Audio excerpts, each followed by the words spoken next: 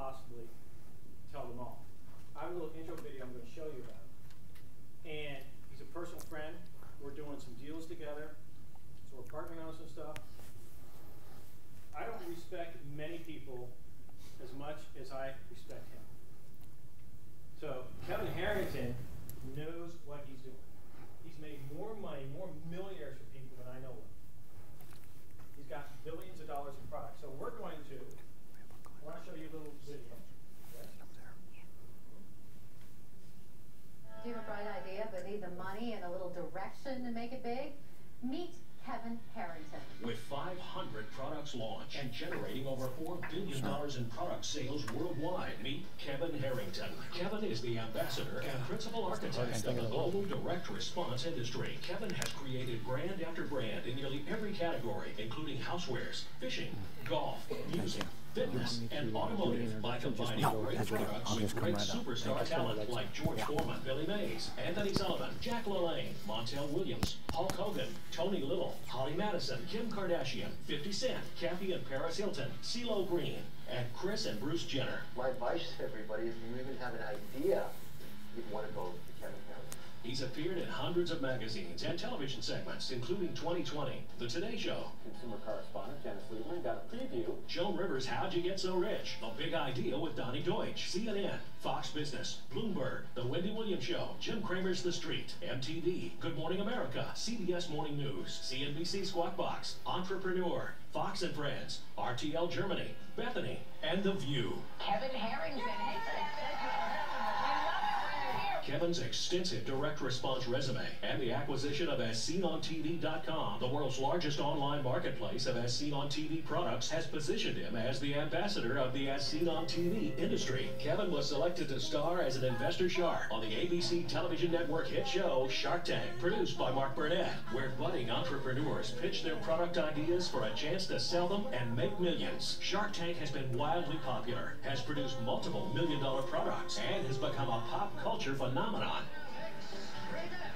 the last clue, back to the Shark Tank. I'm Kevin Harrington. Sharks do cooperate sometimes. Hello, Sharks. I'm Daniel Tosh, and I am the proud inventor of the high toilet. Kevin is one of the co-founders of the Electronic Retailing Association and also co-founded the Entrepreneurs Organization, which has grown to the world's largest entrepreneurial organization in more than 45 countries. Recently, Kevin was awarded the ERA's Lifetime Achievement Award for his monumental impact on the industry. Kevin is also a weekly contributor to the highly accredited Forbes.com with over 50 million unique monthly visitors, where he provides crowdfunding expertise and business strategies for fellow entrepreneurs. As Seen on TV launched its new crowdfunding platform for inventors in late 2013. Kevin is sought after all over the world, whether he's throwing out the first pitch at a Major League Baseball game, ringing the NASDAQ bell, or inspiring and teaching students, entrepreneurs, and business professionals on becoming a key person of influence. Harrington is author, marketing guru, advertising celebrity, television personality, ambassador of the As Seen on TV industry, the billion-dollar man, and infomercial king, Kevin Harrington. Okay, all right. Hey, thank you. All right. Thank you, guys. Wow, listen to you. All right, thank you, thank you.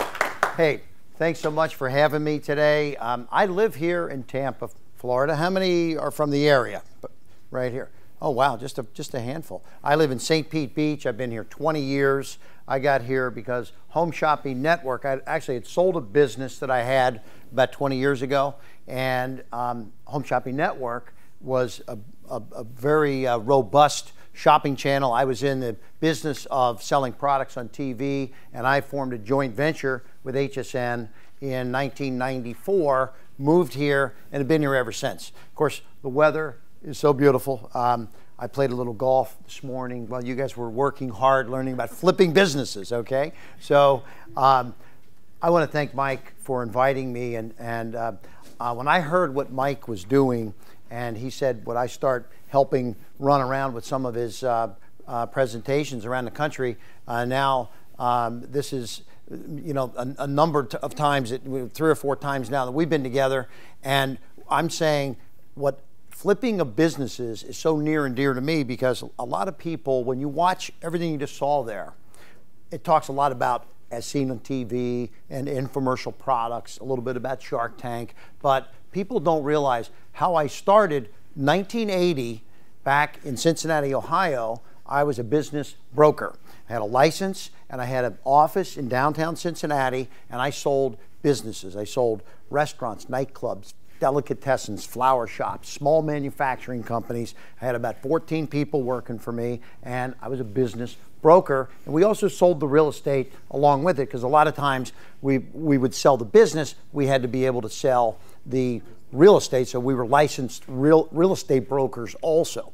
And so I was a young entrepreneur. This is going back 34 years ago. So why did I become a business broker? And where it led was unbelievable for me, but why I became a business broker is because I had the books and records of 200 plus companies that I had listed for sale. So I had the P&Ls, I had the inside secrets of every single business 34 years ago, flower shops, restaurants, nightclubs, delicatessens, anything, fast food, full scale, small manufacturing, import, export. I had all of this information, and we were selling businesses and franchises and all this kind of stuff over and over for many, many years. This was back in the early 80s now. So what I ended up doing and how I got in this business, I talk about some of the products I've done, but I also actually put businesses on a TV show called the Own Your Own Business Show, The American Dream, and then we would sell these businesses. But so this experience for me was mind-blowing, because I would say to myself, I was actually doing it because I wanted to get into some of these deals, and I did. That's when I started getting involved with some of the companies and buying into some of the deals and buying and selling and buying and selling and seeing these opportunities. And my father had actually been in the restaurant business most of his life, so it was kind of cool, because he had sold one of his restaurants. In between, he started hanging out at my brokerage company, and then he started another restaurant, and then ended up coming back around because he said he knew all of the restaurant owners and the bar owners and everything all over the city. It was a pretty amazing thing, because in Cincinnati, the mayor was my cousin, and it's a small city, okay? So we had some pretty good connections, right? So, knowing what was going on in the small business community was a great education for me. And so I got from there into infomercials. I'm going to show you how I got into infomercials, but what I'm here to talk about today is what I say, putting a shark in your tank. And the explanation of this, it's a little story I'll tell, and then we can talk a little bit about some of the steps to success that I wanted to share, because Mike said, Kevin, you've had some tremendous rides, you've had some great ups, probably made some mistakes along the way. Oh yes, okay, I've had tremendous failures. I'm going to share some of those with you, because I say my story is 4 steps and a stumble, okay? I'm going to show some stumbles today, big ones, and how I overcame those, because it isn't always going to be the road to, upwards. Occasionally you're going to go down, and you got to learn how to drop back and punt, so to speak. So, but getting back to putting the shark in your tank, quick story, how I got on Shark Tank. But the story goes, it's a Japanese fishing story, and a number of years ago, there was the fishing industry was having a crisis in Japan, because the boats had to go 4 days out to get fresh fish. And they love fresh fish there for the sushi that they sell. And so, because all the fish were fished up close to the shore, by the time they were coming back, the fish were dying. So they tried a couple things. First, they put freezers on the boat, but now the fish were all frozen, and the Japanese didn't like frozen fish. So they said, what are we going to do? Then they said, well, why don't we put a fish tank on the boat? And they tried that, but by the time the boats came back from a 4-day trip, the fish all jammed into the fish tank. They had been lethargic, they weren't moving, some of them were still dying, and they weren't oxygenating because they were just sitting in this tank. So one day, one of the fishing entrepreneurs in Japan said, wait a minute, what if we put a shark in that fish tank? That shark would be moving around, keeping all the other fish alert and energized, because he's going to eat them if they don't, okay? And literally, this is what happened. So the shark in the tank kept them on their toes, alert, energized, and really on top of staying alive, right? And this is what being in business is like. And so I ask folks right now in your business, sometimes do you get lethargic and or need a little energy or a little oxygenating, and that's kind of what happens by putting a shark in the tank. So when Mark Burnett called me, 2007, this is 7 years ago, I got a phone call, hey Kevin, we're doing the show called Shark Tank. And I was like, is this a fishing show? Is this like for Discovery Channel, one of these, fishing shows, right? Like, no, he's like, it's a business show. I'm like, a business show with sharks? What do you, he says, come on out to LA, you got to hear what we're up to, right? So he says, so this is how it works. And you tell me if you think you're going to be able to do this. So Mark Burnett is telling me, right?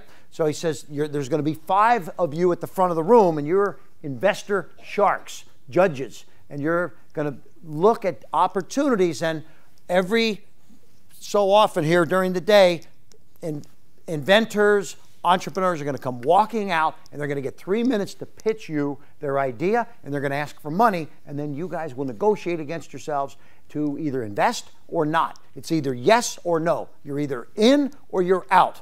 And so he said, do you think you can do that? And so in other words, what these people were looking for, they wanted a shark in their tank for money, for ideas, for Rolodex, for all those kind of things. And so I said, Mark, let me just say this. At that point, and this is now 2007, when I've got